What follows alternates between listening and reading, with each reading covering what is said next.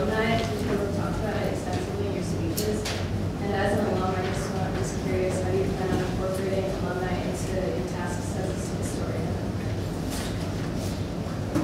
Okay, well, I plan to build on relationships with alumni by reaching out to them like through Facebook, and also alumni who are past generation Facebook, reaching out to them personally.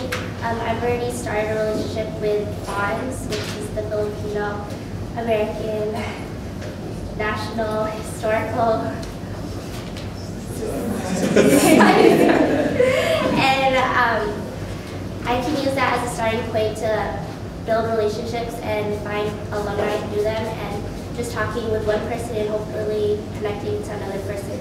And also, I have another plan of creating a Facebook group to have alumni on that, and so then I can be, I can really connect with them through that.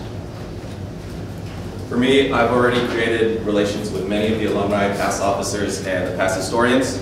With those relationships, I plan on asking them advice, help, and asking how to improve our officer group and what they did well and what they didn't do well, so I can improve on those areas. And I also plan on reaching out to alumni through whatever means we have in terms of email, letters, or just interviews, because I feel like using the internet becomes an unreliable source, and going straight to the source will give me a feel for the raw emotion that they have and like their conviction towards FASA and how to improve it, and also to build relationships so that I can draw upon them for historical reference in terms of if I can't find it on the internet or on database.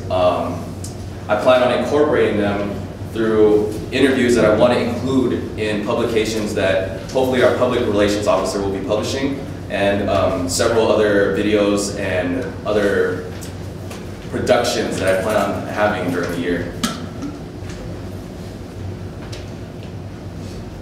John?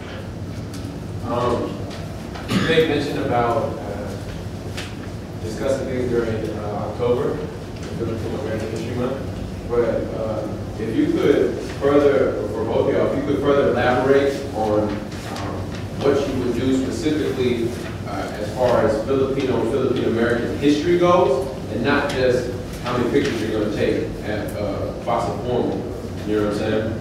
Because I feel like over time, well, since I've been here, historian was, I interpret it as more just documenting what happens throughout the year, as opposed to telling us about Jose Rizal or Andres Bonifacio. From my point of view, I want to work towards my strengths that I've acquired over the years, and I wanted to put out a publication on my own that documents things that happened in the past in Seattle, things that are currently going on in the Philippines in terms of history, and just pivotal moments going on in the Philippines. I also, like I said, I plan to work very closely with the political and cultural chair. So I'll be putting out exhibits more than just what was put out this year. I plan on being a little more extensive. I haven't gone into specific details, but I know for sure that my presence with cultural, SciAl, and political will be very strong, so that Filipino American History Month will be recognized by all our members and the rest of the university.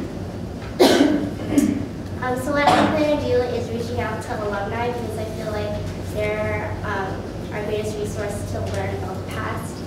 I really want to hold workshops about Filipino American history. I think that would be a great tool to learn for just the students. And I want to use the fonts as a resource to display artifacts throughout campus, and post pictures, maybe getting pictures of like past yearbooks and post them. I also want to like interview like alumni, and I think it would be cool like you interview them and asking them stories to tell about their experience in FASA and how they would do something differently. Or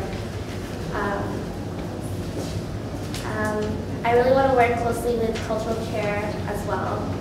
And one thing I want to do is not focus more on Filipino American history than just Philippine history, because we're Filipino Americans, and I think that we're more relatable to that than anything else. And